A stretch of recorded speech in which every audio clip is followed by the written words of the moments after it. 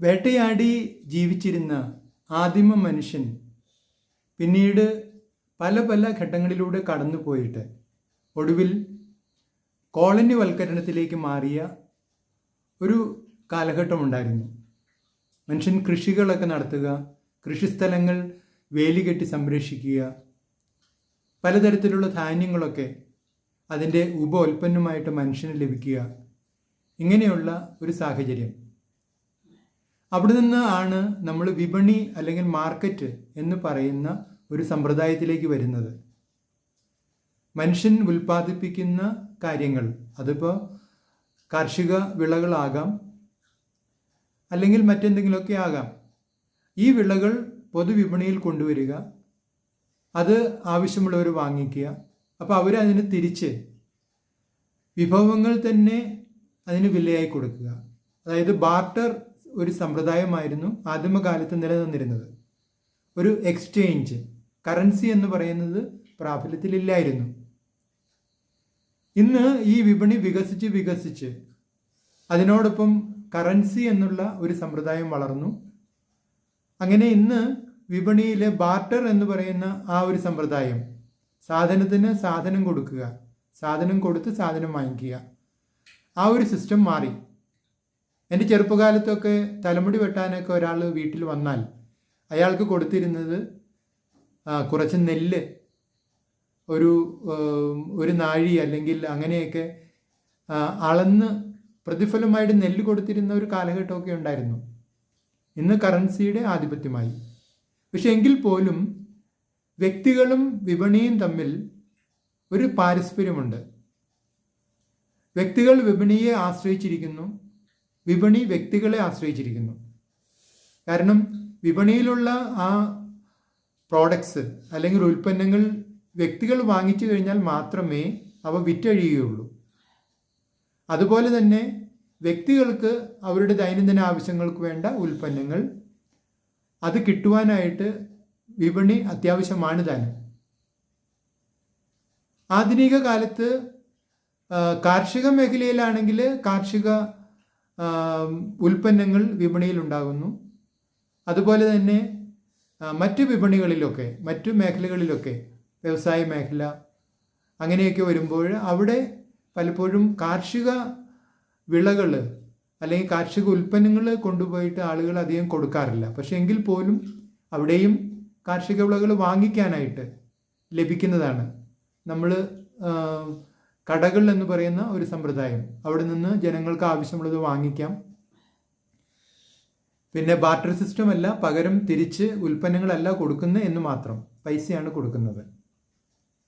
വിപണിയെക്കുറിച്ച് പറയാൻ കാരണം, ഇന്ന് പലരും പറയുന്ന ഒരു പരാതി പൈസ ഇല്ല, പഴയതുപോലെ പൈസ വരുന്നില്ല എന്നാണ്.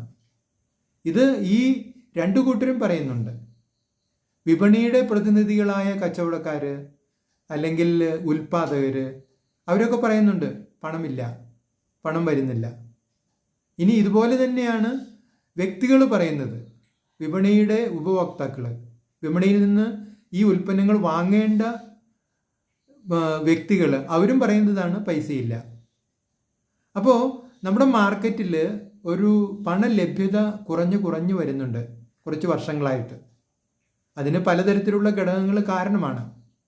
കോവിഡൊക്കെ ഒരു കാരണമായിരുന്നു, പ്രളയം, അതുപോലെ തന്നെ ചില ഗവൺമെൻറ് നയങ്ങൾ, അങ്ങനെ പല കാരണങ്ങൾ കൊണ്ടും മാർക്കറ്റിൽ പണലഭ്യത കുറയുന്നുണ്ട് വർഷങ്ങളായിട്ട്.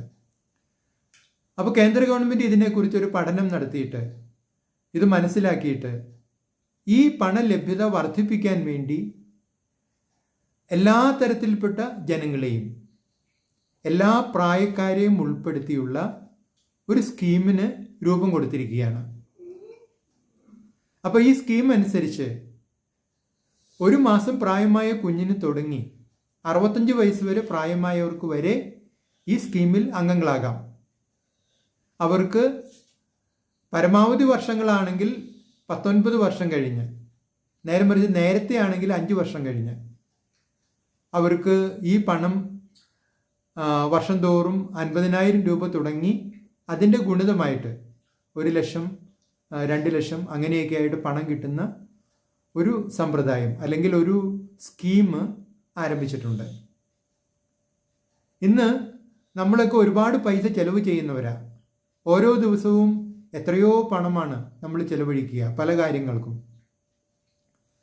പക്ഷേ ആ ചെലവഴിക്കുന്ന പണത്തിൽ നിന്ന് ഒരു ഏറ്റവും ചുരുങ്ങിയ ഒരു തുക, ഒരു 85 രൂപ മാറ്റിവെക്കാമെങ്കിൽ ജീവിതകാലം മുഴുവൻ 50,000 രൂപ ലഭിക്കുന്ന ഒരു സാഹചര്യത്തിലേക്ക് നമുക്ക് മാറാൻ കഴിയും. ഇനി 85 എന്നുള്ളത് കുറച്ചുകൂടി വർദ്ധിപ്പിച്ചിട്ട് ഒരു 170 രൂപ വെച്ച് നമുക്ക് ദിവസേന മാറ്റിവെക്കാൻ കഴിയുകയാണെങ്കിലോ, അപ്പോൾ നമുക്ക് വർഷം തോറും ലഭിക്കുന്നത് 1,00,000 രൂപയാണ്. ഇനി 170 എന്നുള്ളത് 340 ആയാൽ വർഷം തോറും ലഭിക്കുന്നത് 2,00,000 രൂപയാണ്. 340 680 രൂപയായാൽ വർഷം തോറും 4,00,000 രൂപയാണ് ലഭിക്കുന്നത്.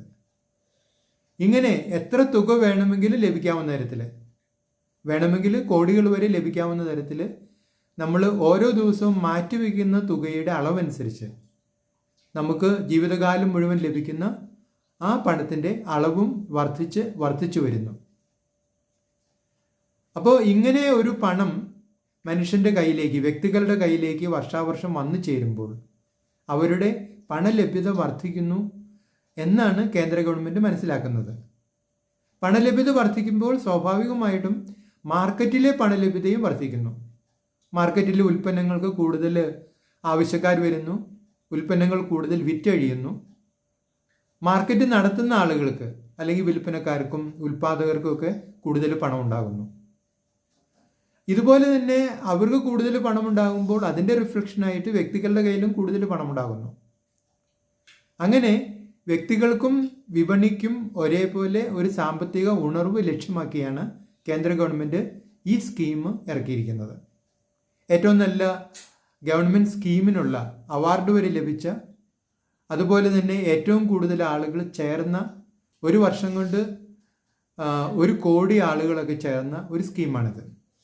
കാരണം പണലഭ്യത എല്ലാവർക്കും ആവശ്യമുണ്ടെന്നാണ് ഗവൺമെൻറ്റിൻ്റെ കണ്ടെത്തൽ.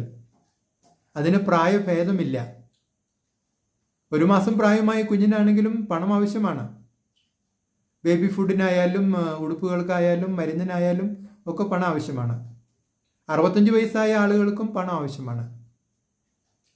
അവർക്കും പണം എന്ന് പറയുന്നത് മനുഷ്യന് അവൻ്റെ അത്യാവശ്യ സാധനങ്ങൾ വാങ്ങിക്കുവാൻ അല്ലെങ്കിൽ സേവനങ്ങൾ വാങ്ങിക്കുവാനൊക്കെ നമ്മൾ കൊടുക്കുന്ന ഒരു കറൻസി, അതാണ് പണം. അതില്ലാതെ ആർക്കും ജീവിക്കാൻ കഴിയില്ല എന്ന് മാത്രമല്ല, കറൻസി ഇന്ന് ഒരു വലിയ മാർക്കറ്റിൻ്റെ ഒരു റിഫ്ലക്ഷനായിട്ട് അല്ലെങ്കിൽ മാർക്കറ്റിൻ്റെ ഒരു പ്രതീകമായിട്ട് മാറുകയാണ്. കാരണം കറൻസിയിൽ കൂടെ സാധനങ്ങൾ വിൽക്കാനും വാങ്ങാനും കഴിയുള്ളൂ. അപ്പോൾ ഈ മനോഹരമായ ഈ സ്കീം ഈ മാസം ഏകദേശം അവസാനത്തോടു കൂടി തീരുകയാണ്. ഇത് ജോസ് കാച്ചപ്പള്ളി @ജോസ് കാച്ചപ്പള്ളി 1090. നിങ്ങൾ ഈ ചാനൽ ഇഷ്ടപ്പെടുന്നുണ്ടെങ്കിൽ ലൈക്ക് ചെയ്യുക, സബ്സ്ക്രൈബ് ചെയ്യുക, മറ്റുള്ളവർക്ക് ശുപാർശ ചെയ്യുക.